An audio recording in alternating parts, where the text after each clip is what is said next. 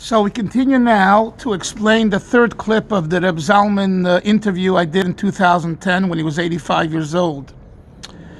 And here he talks about davening. That's most of the clip is about prayer and what is Chabad prayer and what Chabad prayer is not.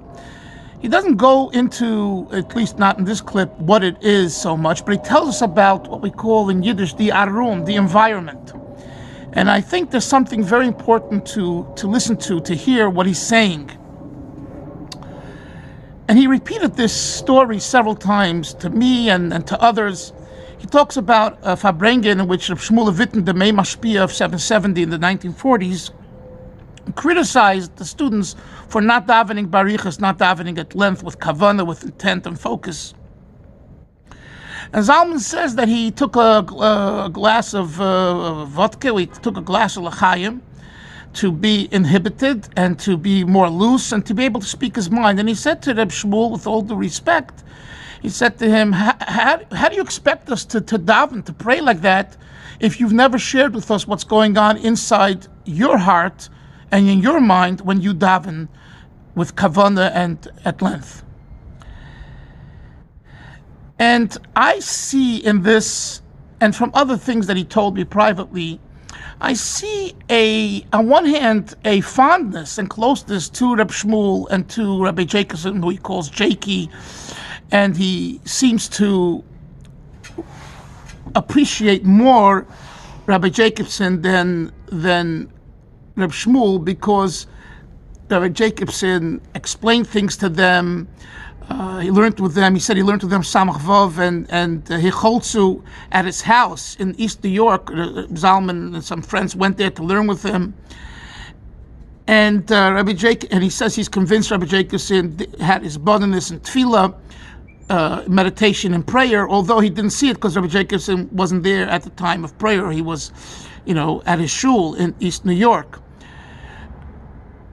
It points to the same idea that I've said once, and I'll repeat it again, that Reb Zalman, as much as he related to the previous Rebbe more than our Rebbe, because the previous Rebbe was more heart, he had the big spodik, and he had the white beard, and he cried during davening, and he wasn't well. Everything together made him a figure, a Rebbe figure. And it spoke to someone who just went through, Europe and running away from the Nazis in Machshemam and coming to America, and he's a seeker, but the emotional part he got from the previous Rebbe. The intellectual part, he told me clearly, he got it from the Rebbe. He was able to talk to him about science and Torah and different types of discussions. And maybe in the same way we could say that there's the difference between Reb Shmuel and Rabbi Jacobson. Reb Shmuel was more closed. He was, as we say in Yiddish, der Heiliger, the Holy One. In other words, he doesn't have to say anything, doesn't have to teach anything. He's holy by just being who he is. Rabbi Jacobson is not a Heiliger. Rabbi Jacobson is a teacher. Rabbi Jacobson is an activist. Rabbi Jacobson is a doer. Rabbi Jacobson is working with the Bacharim, with the students. He did it from the 30s to 40s with the Tarvadah students, and now he's doing it with the 770 students, etc., etc. But nevertheless, even Rabbi Jacobson, he talks about this Farbrengen where he asks Rabbi Jacobson, and he asks Rabbi Shmuel, and he tells, why didn't you tell us what we're supposed to think about during davening? Why don't you tell us about the feelings you're supposed to evoke? Until Rabbi Avram Paris was there, and Rabbi Avram says to Rabbi Jacobson and Rabbi Shmuel, is gerecht, Zalman's right. At least this is what Zalman says, he said, and I believe it. And he started to explain to them what you're supposed to feel and think about until Shemon Esrei, and then once the Amidah comes, he says, I can't anymore. Those are so private feelings that I can't share anymore, and he doesn't share that with them. Now, this story is a very telling story, because again, it puts this Zalman at age 16, 17, 18, as he's about to begin, and then ultimately he marries and begins a family. And he goes out to the college campuses, and then he's in Falls River, and he's doing all kinds of outreach work, what we would call today shlichus, right, of sorts. And this is while he was still kind of kosher. What do I mean kosher? This was before the Jewish renewal movement.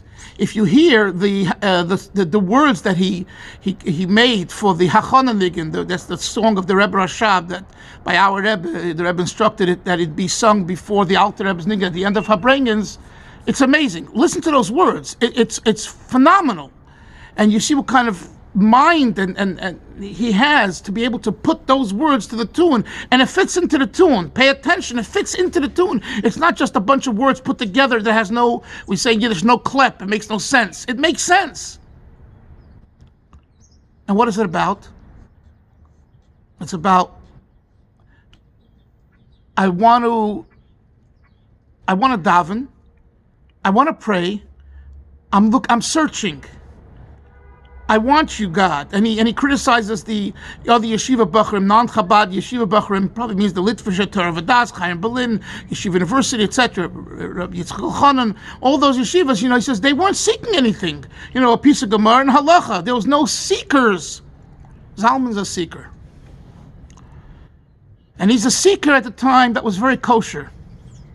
And he was a seeker that, in the song, the words are Torah and mitzvahs.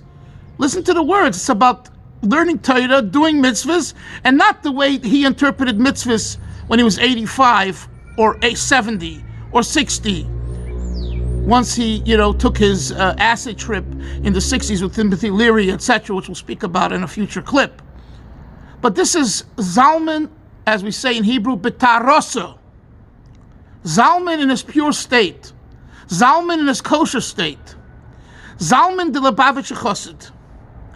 And we'll talk soon in the future clips.